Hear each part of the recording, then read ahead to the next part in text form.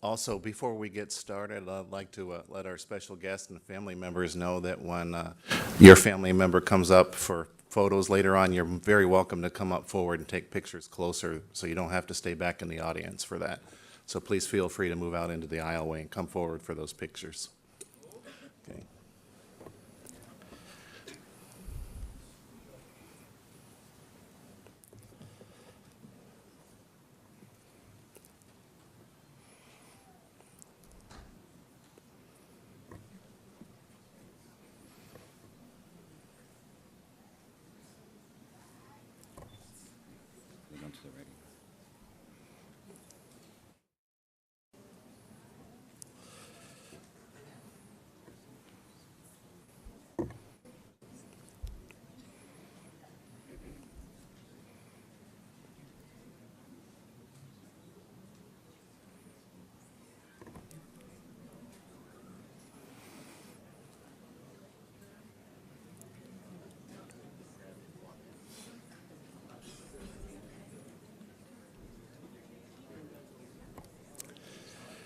Good morning, ladies and gentlemen. Welcome to the graduation and recognition ceremony for the Defense Equal Opportunity Management Institute's Equal Opportunity Advisor course, Class 15-1. My name is Brian Ripple, and I'm DOMI's Public Affairs Officer, and I'll be your MC for today's event. Please rise for the arrival of the official party.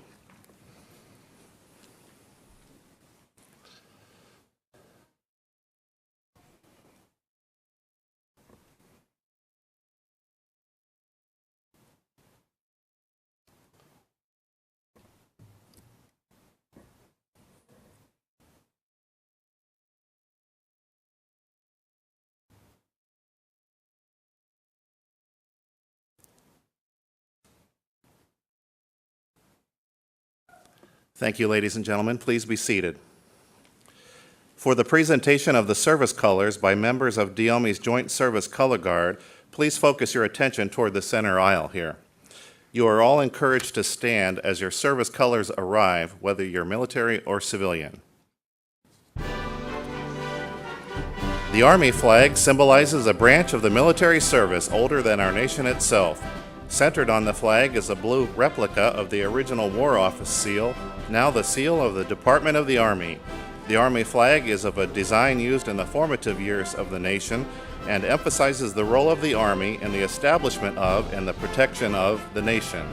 The symbols depicted on the Army flag signify the Army's constant readiness to defend and preserve the United States. This flag has flown with valor and distinction from the Revolutionary War to Operation Inherent Resolve. Ladies and gentlemen, the flag of the United States Army.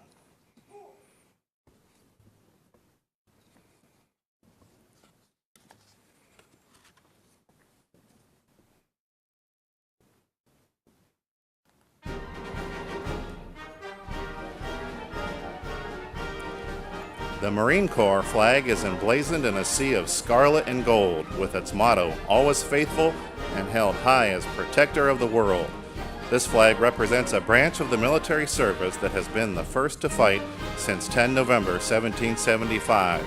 From the halls of Montezuma to the shores of Tripoli, this flag carries forth the time-honored saying, "The Marines have landed and the situation is well in hand." Ladies and gentlemen, the flag of the United States Marine Corps.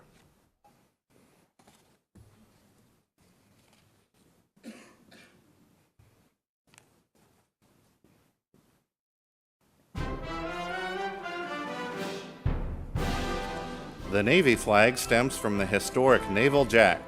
The United States Navy adopted the current naval ceremonial flag on 24 April 1959. Enclosed in a cable-laid rope with its dark blue field and golden fringe, the center depicts a three-masted ship, portraying the Navy's commitment to its heritage, a conventional anchor giving way to the sailors who serve, and the American bald eagle illustrating the strength of the Navy's dedication to America's protection. Ladies and gentlemen, the flag of the United States Navy.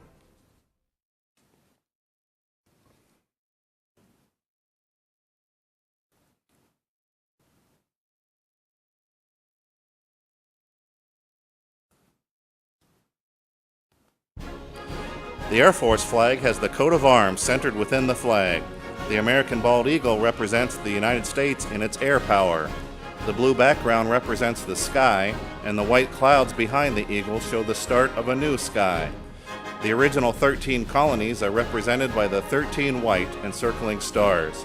This flag represents the only military service that is organized, trained, and equipped solely to exploit air, space, and cyberspace power and the defense of our nation. Ladies and gentlemen, the flag of the United States Air Force.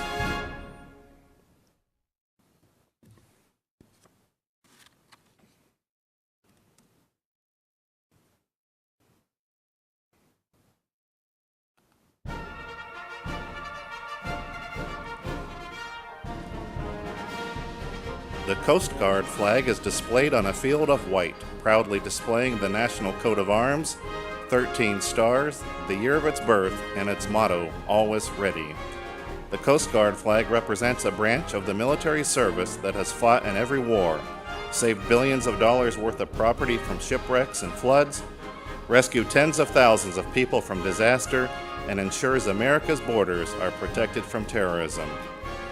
Ladies and gentlemen, the flag of the United States Coast Guard.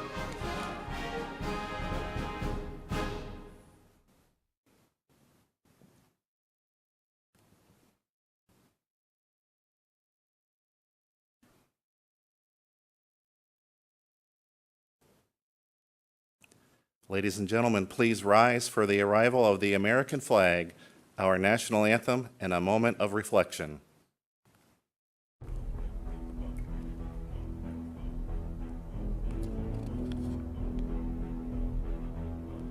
I am Old Glory, with the most beautiful message. Born amid the first flames of America's fight for freedom, I am the symbol of a country that has grown from a small group of 13 colonies to a united nation of 50 sovereign states. A symbol of liberty and strength, I have traveled far and endured much to carry my message throughout the world. From the frozen forest of Valley Forge, to the steaming jungles of Vietnam, and to the burning sands and treacherous mountains of the Middle East, I have stood as the emblem of our unity, our thoughts, and our purpose as a nation. Ladies and gentlemen, the flag of the United States of America.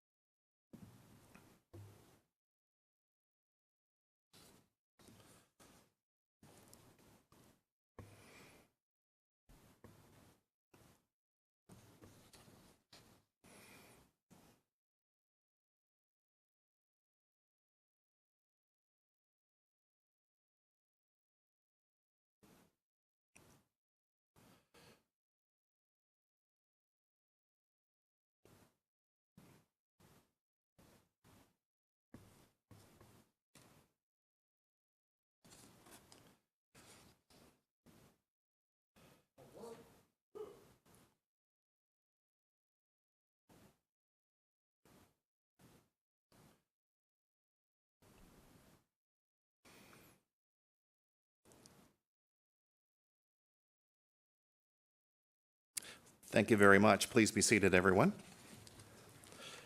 As graduates of the DIOME Equal Opportunity Advisor course, you have all learned the value of diversity and respect for all people. When it comes to religious beliefs, we represent a diverse range of faith backgrounds, beliefs, and unbeliefs. These beliefs can separate us. Even prayer can separate us. Yet there is individual freedom in silence, and in silence there is group unity. We will now have a moment of silence, and during this time we invite each of you in your own way to reflect upon everything and everyone that have brought you to this point in your lives and your careers.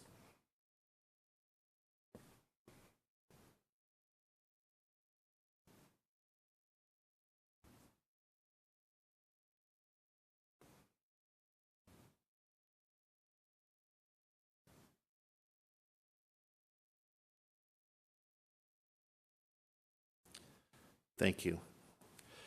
I'd like to begin by recognizing the members of our official party. Today's special guest speaker, Dr. Kevin B. Driscoll, Assistant Director, Office of the Secretary of Defense, Military Personnel Division, Human Resources Directorate, Washington Headquarters Services at the Pentagon. Dr. Driscoll.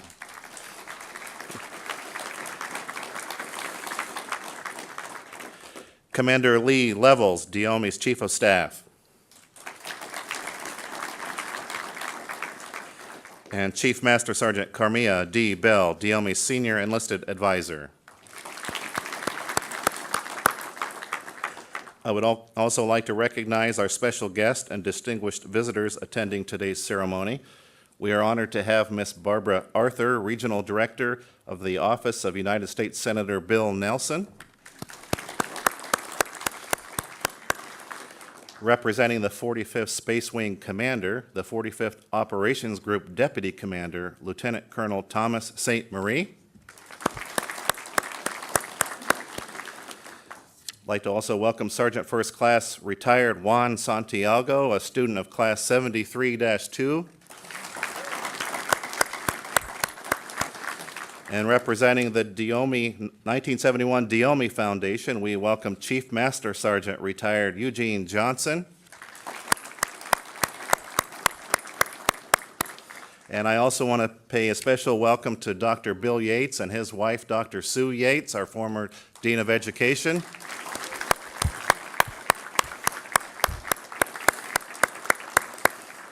And also all of our Patrick Air Force Base mission partners, commanders, directors, supervisors, program managers, senior enlisted leaders, DIOME alumni, but especially the families and friends who are here today and have taken time from busy schedules to wish congratulations to this morning's graduates. Thank you all for coming here today.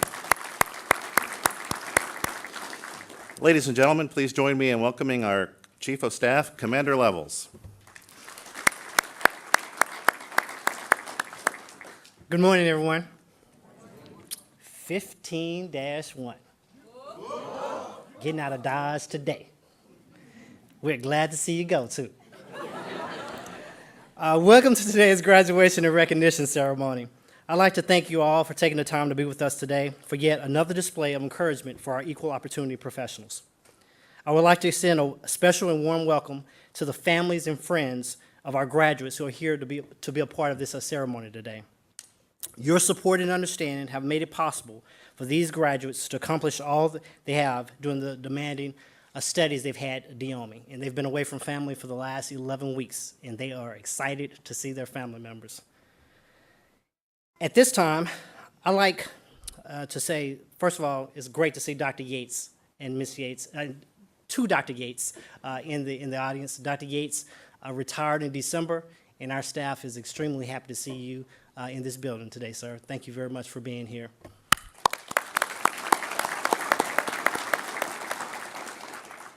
To DIOME staff, faculty, and staff, I want to thank you for dealing with adversity, whether it's in the media, the blogs, our in-house.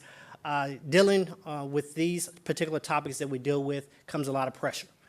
But you have held the mantle of those that came before us to stand for EO and EEO and diversity for the Department of Defense. And you should have your head raised high for the mission that we do here, and thank you for your efforts. I'd like for the small group facilitators to please stand up.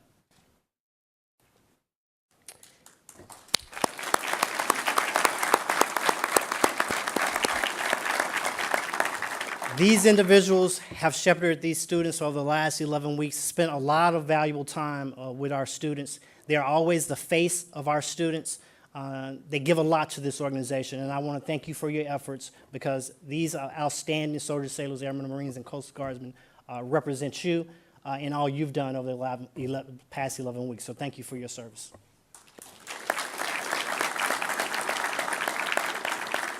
And lastly, before I move on, over the last 7 years, our public affairs officer, Mr. Ripple, who's today's MC, has given his service to this organization. Dealing, once I said about diversity, with you being in the news, dealing with the subjects that we deal with, it's a lot of people don't believe in EO and EEO, and they will let you know. They say some unreligious things when they're calling and complaining or have issues or after something is broadcast on the network. The person who hears that has been Mr. Brian Ripple. He has been the face and the voice of this organization. He has been promoted for a job opportunity at Wright-Patterson Air Force Base, and this will be his last class, and I want to thank you for your service to Diomi. Thanks.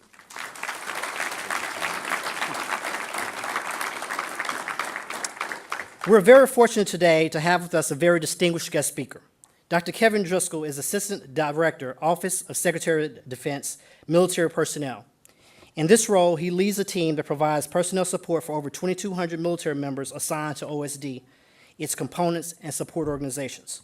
He formulates and provides policy guidance to the Department of Defense senior leaders, the services, and components regarding joint award policies and personnel programs. He routinely works with the Joint Staff, Defense, and other governmental agencies, combatant commanders, and the services. He received his Air Force commission through the ROTC scholarship at Norwich University, the Military College of Vermont, in 1984, and retired as a colonel in 2010. He was initially assigned as missile combat crew member at Ellsworth Air Force Base, South Dakota. Dr. Driscoll has served in a variety of positions in nuclear operations, combat and control, personnel, manpower, and education and training, squadron command, academia, Air Staff Office of Secretary of Air Force, Joint Staff, and Office of Secretary of Defense. Ladies and gentlemen, it is my distinct pleasure to introduce Dr. Kevin Driscoll.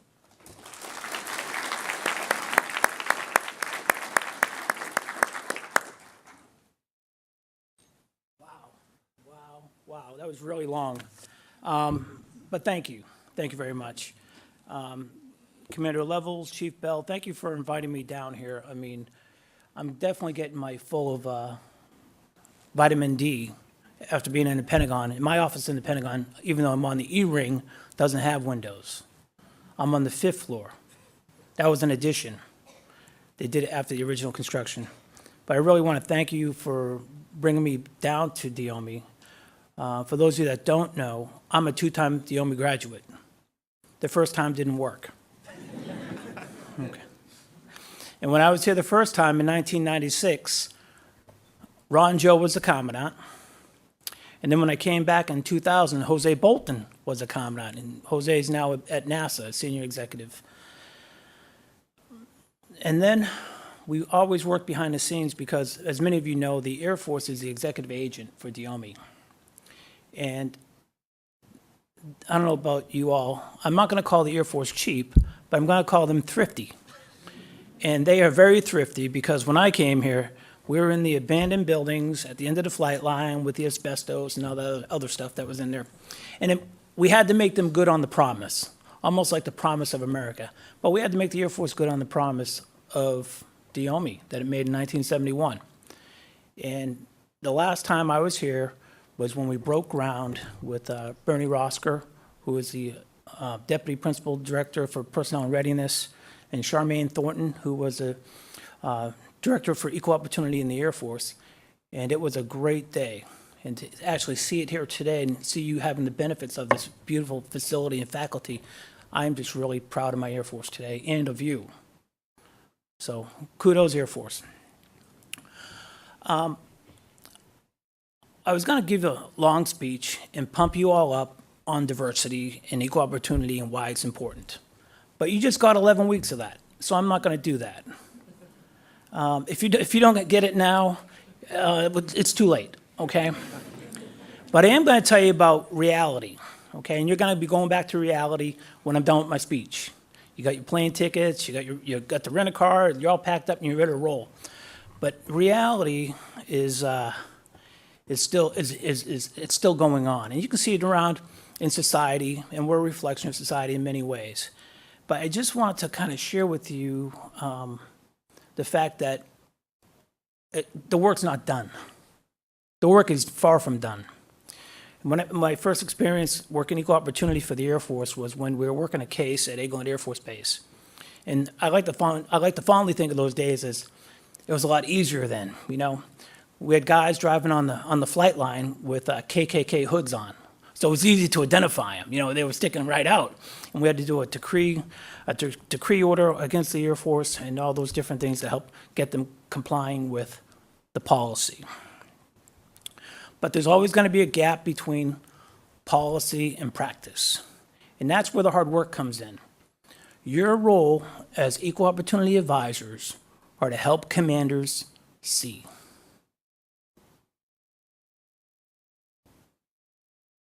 The hard work is trying to make people see things they can't see. And you just had lessons on bias. You had lessons on discrimination. You know, most of us can witness discrimination when it happens to us. But we don't really see it when it happens to others. And that's where your role comes in. You're here to help commanders see.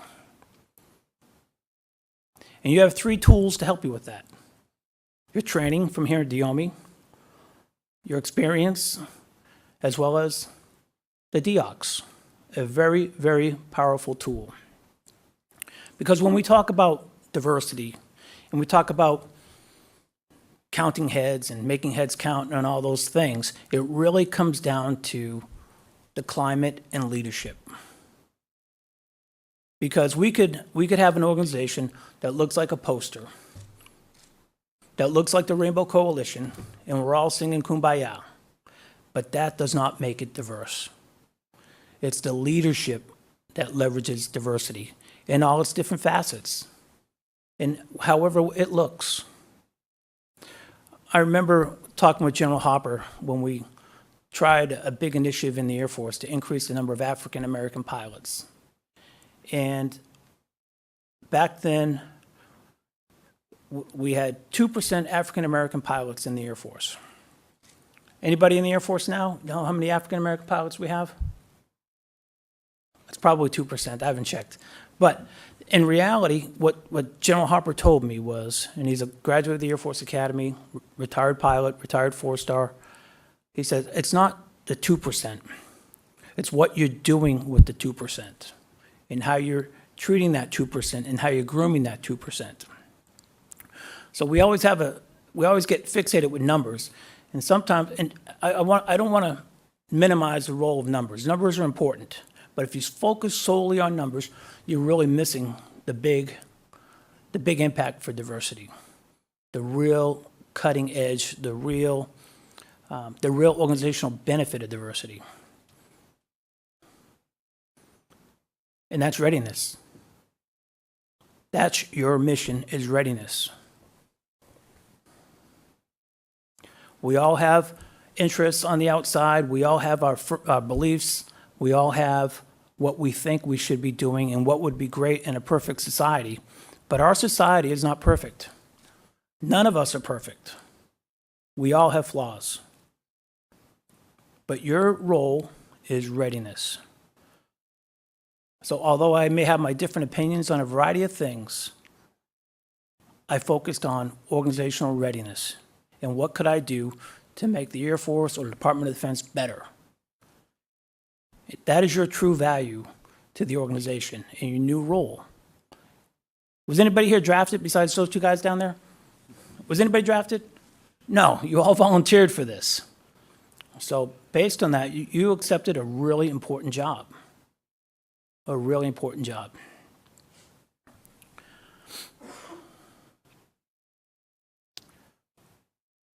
I'll share with you a personal experience that was really, really traumatic for me. I was thrown out of the Secretary of the Air Force's office. It took me a year of preparation to get there. I had one shot. It was dealing with the Air Force Academy and some of the gender integration issues they were having, the issues they were having with sexual assault, and really what we called it a deficient learning environment. And it's not just the Air Force Academy. When we did studies on West Point, Annapolis, we saw similar behaviors happening in these different schools. When we talked to the Secretary of the Air Force, and we had all our data, because senior leaders like data, and then if they don't like what the data is telling them, they dismiss it, okay? And that's what we call bias. And bias is okay, as you all learned. You just have to manage it and recognize it so that you can put in your own self-management techniques so that you can overcome bias. But we told, in a nutshell, the Secretary of the Air Force, if you want to improve the learning environment at the United States Air Force Academy, increase the diversity of the students, and in particular, women. We showed the data. We showed how, despite our own policies, female enrollment was artificially capped, despite higher scores as a group than the men.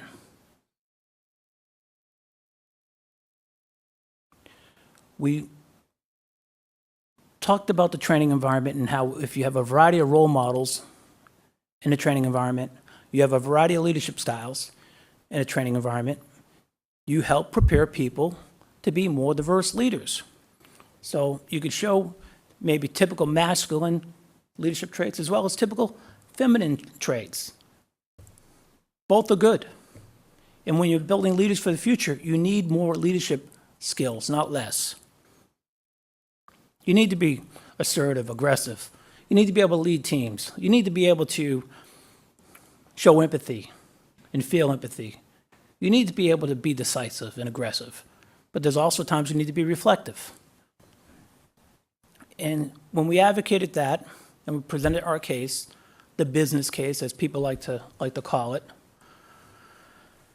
the Secretary of the Air Force said, okay, I got it. More women, better training environment. I got it.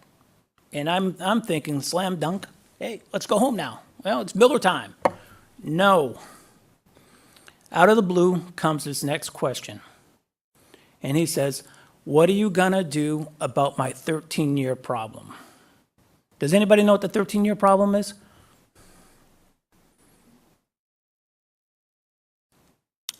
The 13-year problem showed a disproportionate number of female academy graduates getting out of the Air Force to maybe join the Guard, or maybe go into civilian life, or maybe get married and have children. And so when we told the Secretary of the Air Force that was a different problem, that's not related to your agenda for change for the Air Force Academy, he literally told us, I will not advocate for more women at the Air Force Academy until you fix my 13-year problem. And again, we gave the business case, and he literally said this, women are a bad investment. That's reality. Those are the types of mindsets that you all are going to have a role in trying to influence. That when we have bias, sometimes we don't see it, no matter how smart we are. No matter how many times we think we get it, it's still there. So really, that is your role, and it's serious.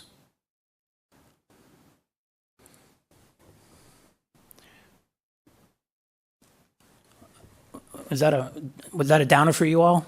I'm sorry, but I really didn't want to. That's a real story. That is the truth. And I think here at the OMI, if we can't speak the truth here, where can we speak it besides church? And there are, I can't tell you the number of different battles that we fought dealing with mindsets, changing mindsets, and that is really your key role, you know? It even comes down to some of the more basic things. Secretary of Defense Operations Center was trying to hire some NCOs to work the watch floor. We gave them a list of nominees, vetted by the Army. It was all good. And when they declined them, we asked why. And here it is. This is real world. Why do you think they declined them?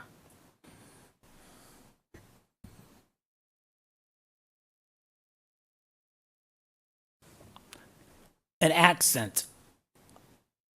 And it doesn't matter the accent. I can tell you, it could be a Boston accent like me. But they didn't like the accent.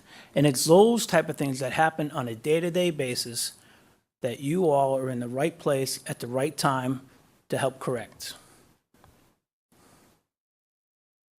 And that is your role. Don't get distracted by baloney. I keep hearing about you guys on the news. Mr. Ripple, great job. When people start talking about white privilege and stuff like that, they're trying to distract you. That doesn't mean it's not there, but people will use different issues for different motivations. Don't get sidetracked on what your role is, and that's readiness. If somebody talks about 40 acres and a mule, walk out the door. That is not your role. You can't fix that. Your job is readiness. Let somebody else fix that, but that's not your job. It really comes down to readiness.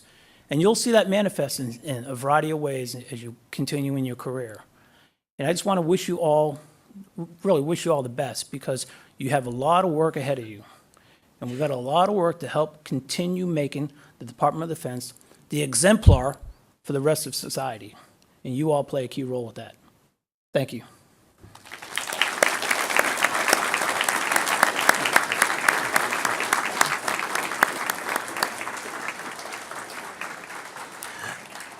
Dr. Driscoll, we'd like to thank you, sir, for coming down from D.C.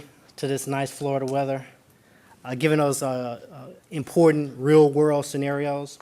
And most significant from your story, sir, is talking to that Secretary of the Air Force about women, to now the Air Force being led by a fantastic woman. So thank you for your kind words. And this is just a small token of appreciation on behalf of the DOME staff, sir. Thank you very much, sir. Wow, thank you very much. Appreciate it.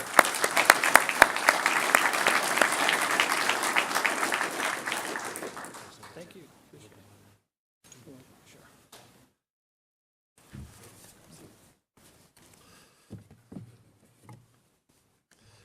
Thank you, Dr. Driscoll. Now we'll begin the recognition portion of today's graduation ceremony.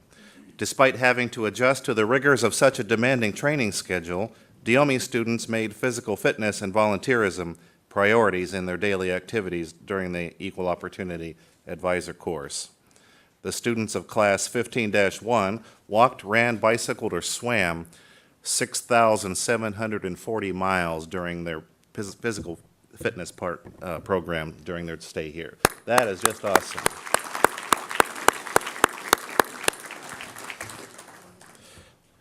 Now, the purpose of DOME's volunteer program is to promote a positive relationship between the DoD and the local community, wherever you're at.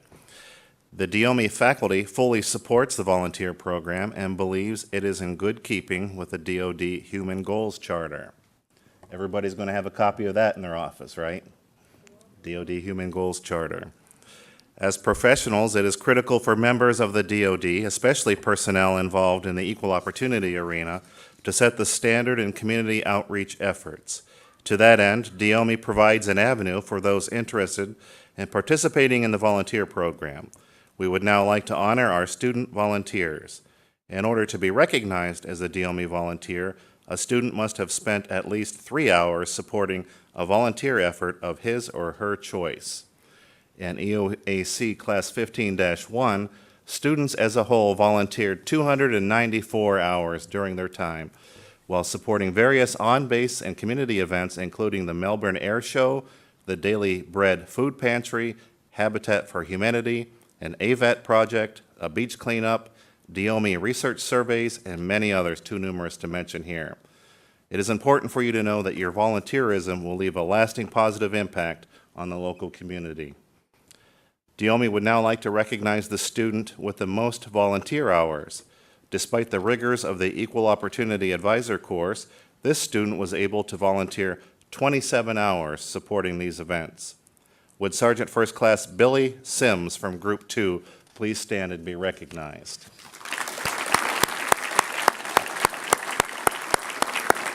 Thank you.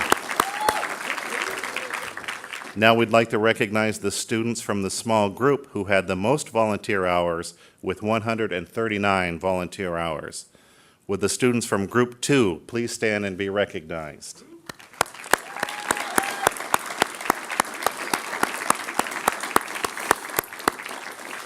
Thank you all.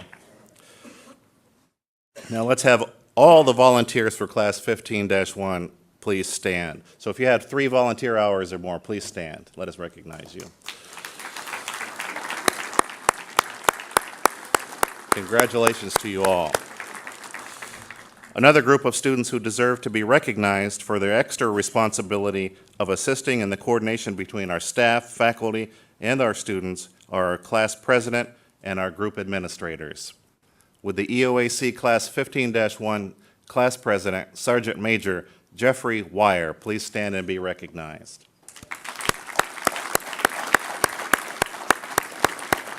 Sergeant Major Wire, thank you for your leadership and support of Class 15-1. It is greatly appreciated. Ladies and gentlemen, Sergeant Major Wire will now come forward for a presentation on behalf of Class 15-1.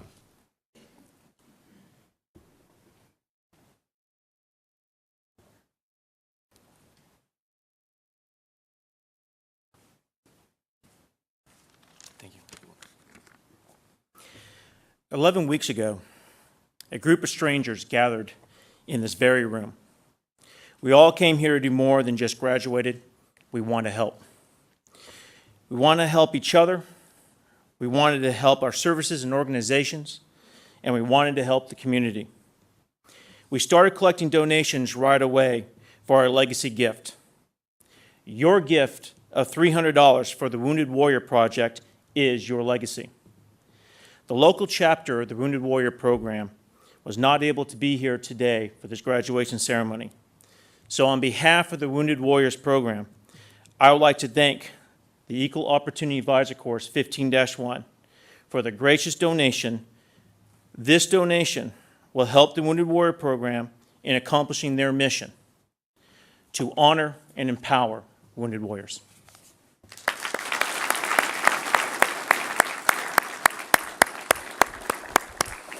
Special thanks to everyone for that. That's great. Now we'd like to honor our group administrators. Please stand when I call your name and remain standing until everyone is recognized. Group 1, Master Sergeant Mark Rivers. Group 2, Master Sergeant Casey Capaz. Group 3, Master Sergeant Jonathan Emmerich. Group 4, Master Sergeant Arlene Collins. Group 5, Master Sergeant Mamie Williams. Group 6, Master Sergeant Wendy Williams. They do a good job or what? Let's hear it for them.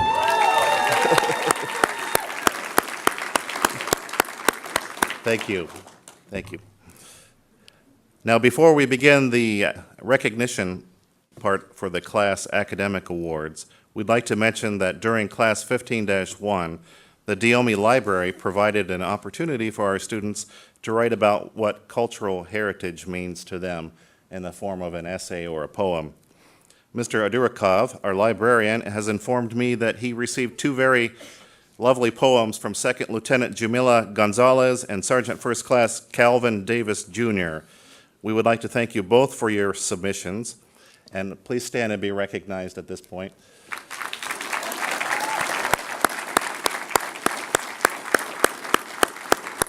And the library staff would appreciate if you'd stop and see them before you leave, and they have something they'd like to give you for your participation.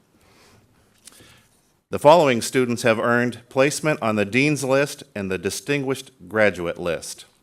These students have excelled in all areas of instruction while here at Diomi and are being recognized for their academic accomplishments. Each will receive a distinctive diploma indicating his or her academic achievement. These students represent the top 20% of Class 15-1 and have earned placement on the Dean's List. When your name is called, please stand and remain standing until everyone has been recognized. Please hold your applause until all names have been called. Master Sergeant Granville Bracey, Jr. Master Sergeant Derek Burris. Master Sergeant Jonathan Emmerich. Sergeant First Class Denitia Gamble. Master Sergeant John Gay. Staff Sergeant Kenneth Lewis. Sergeant First Class Clarence Massey. Master Sergeant Mark Rivers. Sergeant First Class William Sispansky. Staff Sergeant Carolina Trejo Laura. And Sergeant First Class Oscar Vasquez Cruz.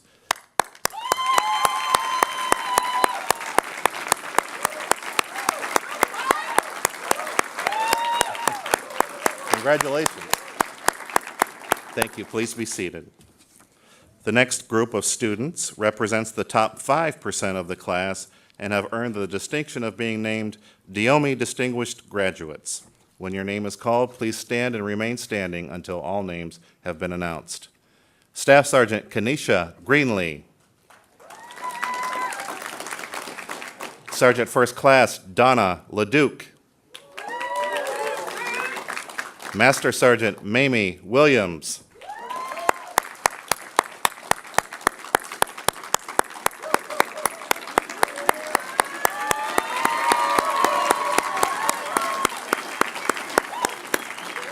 Thank you. On behalf of the Diomi faculty and staff, congratulations to all of you. Your performance is truly commendable and serves as a testimony of your dedication to excellence. Ladies and gentlemen, Commander Levels will now announce and present the final award.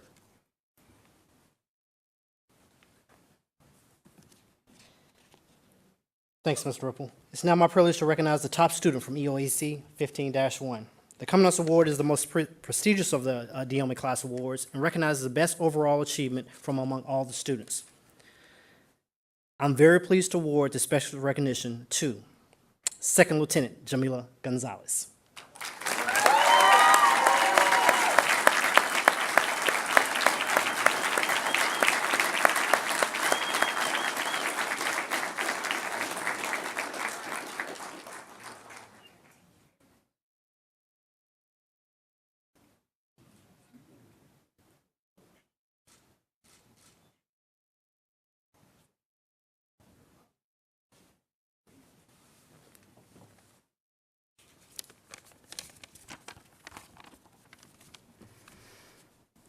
I am thankful to have the opportunity to be a graduate of the Defense Equal Opportunity Management Institute and what many call the Diomi experience.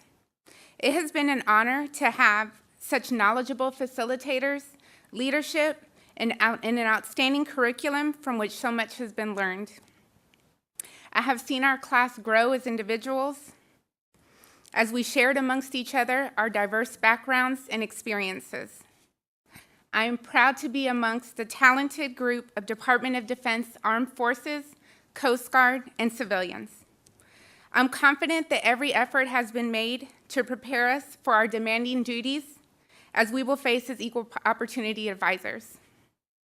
As we go forward, I challenge us, Class 15-1, to remember that we are all change agents, striving to ensure everyone is afforded equal opportunities and is treated with dignity, respect, and fairness. In closing, I want to leave you all with this quote by Ziad Abdelnour. Be strong enough to stand alone, smart enough to know when you need help, and brave enough to ask for it. Thank you.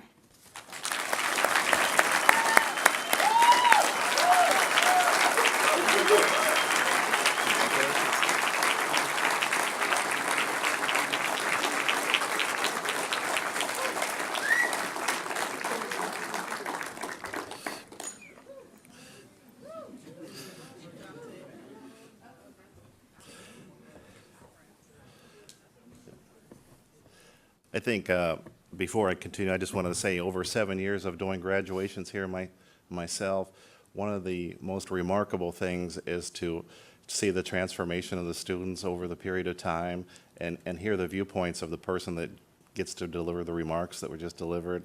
And I just think it's a wonderful thing. So I wish you the best as an equal opportunity advisor or command climate specialist. Thank you. Will the students of EOAC Class 15-1 please stand? Dr. Driscoll, Commander Levels, Chief Bell, I have the distinct privilege to present these candidates who have fulfilled the requirements for graduation of their EOAC training. They are now duly recommended by the faculty of the Defense Equal Opportunity Management Institute for duty as equal opportunity advisors.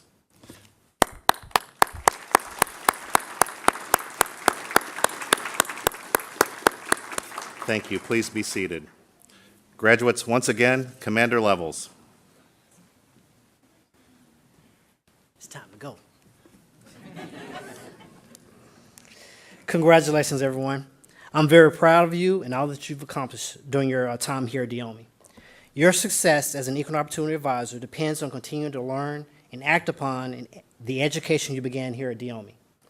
I also thank you for your valuable feedback as students. Your comments assist us in determining the way ahead for future students attending this critical course. Your job as an equal opportunity advisor and command climate specialist will be to help your commander or agency leader understand human relation issues and maintain a positive equal opportunity in organizational climate. Your duties and responsibilities make a tremendous difference in mission accomplishment and unit effectiveness. Ensure your leaders know that what you bring to the fight. Yes, they're responsible for positive command climate, but you play a pivotal role in building and sustaining it.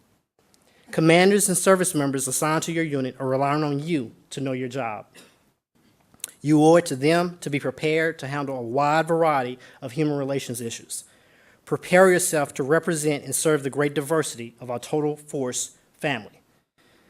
How we treat and care for our people is what makes our nation's military force strong. As an equal opportunity advisor, you will more than likely have to deal with issues of sexual harassment and sexual assault.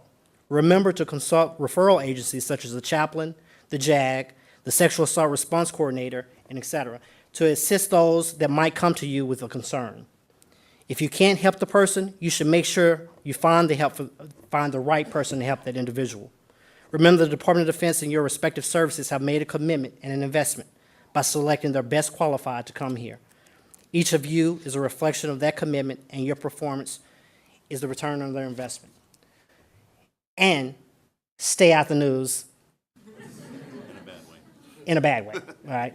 Be that unit that we can use as an example for best practices, those that we can use as example on our DOC assessment of solutions.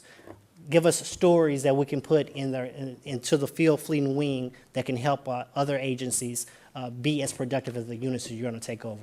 Congratulations, please be safe, and most importantly, once again, stay out of trouble.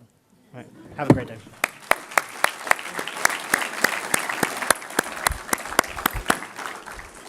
Thank you, Commander Levels. Ladies and gentlemen, our graduates received their certificates of course completion earlier today from their small group facilitators. But I'd like to now call up each small group to the stage for photos with our command staff and our guest speaker, Dr. Driscoll. Group 1, under the instruction of trainers Master Sergeant Jennifer Walton and Chief Petty Officer Enrique Guerra. Sergeant First Class Dwayne Allender.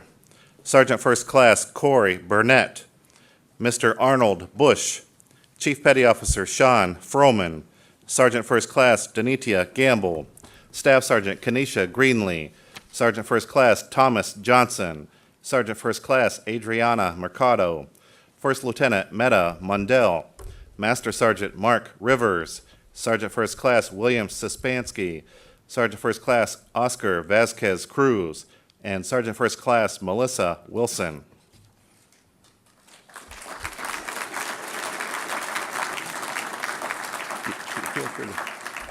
Feel free to come on forward if that would help with your cameras.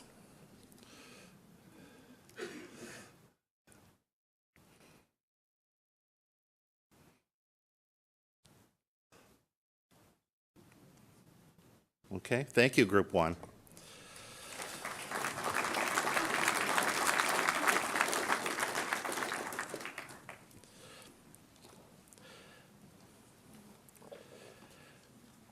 Group 2, under the instruction of trainers Sergeant First Class Tracy Otto and Sergeant First Class James Bonner. Sergeant First Class Jeremy Brown, Master Sergeant Casey Capaz, Sergeant First Class Lionel Escoffrey, Sergeant First Class Dale Langston, Staff Sergeant Kenneth Lewis, Staff Sergeant Luisa Martinez, Sergeant First Class Clark Merling, Miss Junetta Myers, First Lieutenant Marcus Polar, Sergeant First Class Adrian Rankin, Sergeant First Class Selena Rosa, Sergeant First Class Billy Sims, and Sergeant First Class Jose Vasquez.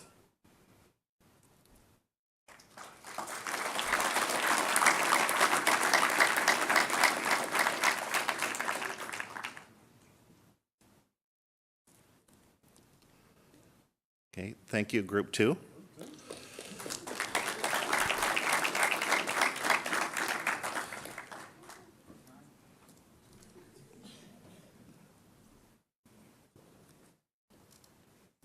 Group 3, under the instruction of trainers Sergeant First Class Quincy Arnold and Sergeant First Class Christine Meredith.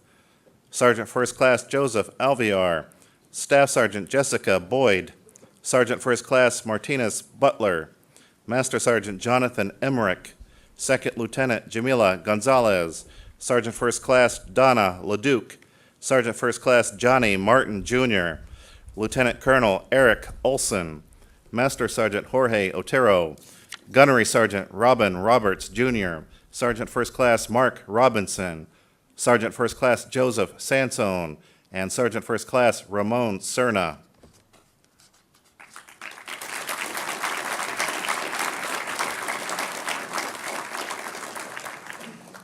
Thank you, Group 3.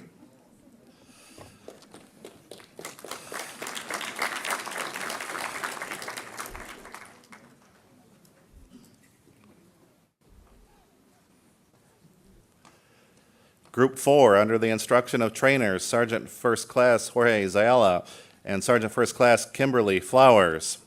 Master Sergeant Derek Burris, Sergeant First Class Brian Bouchard, Master Sergeant Arlene Collins, Chief Petty Officer Richard Dormito, Sergeant First Class Miguel Hera, Sergeant First Class Kenneth Jones, Master Sergeant Arlene Lindsay, Sergeant First Class Clarence Massey, Mr. Julio Pagan, Sergeant First Class Dwight Royal, Chief Petty Officer Jamario Shepard, Sergeant First Class Giovanna Smith, Sergeant First Class Christopher Sontag.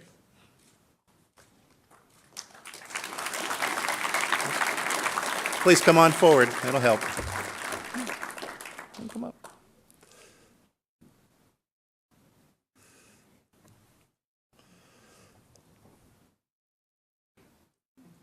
Thank you, Group 4.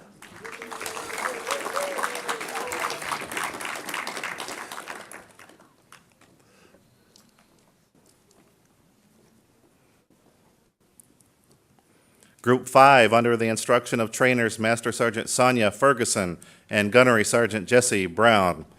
Chief Petty Officer Lino Aguilar-Barron, Master Sergeant John Gay, Lieutenant Colonel Jason Hearn, Sergeant First Class Robert Horde Sr., Sergeant First Class Larry May Jr., Sergeant First Class Carla Ross, Chief Petty Officer Ayumi Sanders, Gunnery Sergeant Michelle Sharp, Staff Sergeant Megan Smith, Sergeant First Class Anthony Whitaker, Master Sergeant Eric Williams, Master Sergeant Mamie Williams, Sergeant First Class Sean Williamson.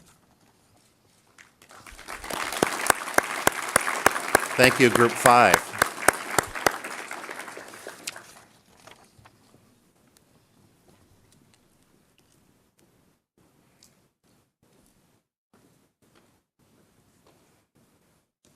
Group 6, under the instruction of trainers. I'm sorry, you want one more time? Go ahead. Go ahead. Let's hear that. I didn't hear you. Okay. Group 6, under the instruction of trainers Major Latoya James and Sergeant First Class Jackie Blankenship. Sergeant First Class Ronald Acree, Master Sergeant Granville Bracey, Jr., Sergeant First Class Calvin Davis, Jr., Sergeant First Class Spencer Howell, Staff Sergeant Carolina Trejo Laura, Sergeant First Class April Marinakis, Staff Sergeant Zolly McNeil, Sergeant First Class Paula Miller, Sergeant First Class Scotty Cease, Master Sergeant Wendy Williams, Master Sergeant Michael Wilson, and Sergeant Major Jeffrey Wire.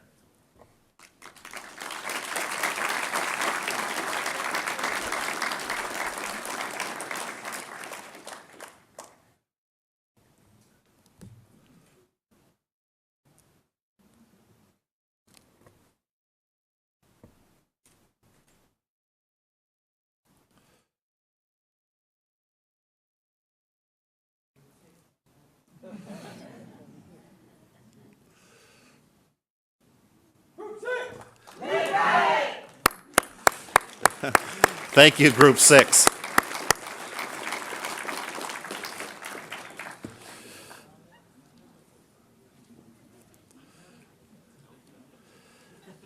Okay, thank you all. If you'd all please rise for the departure of our official party.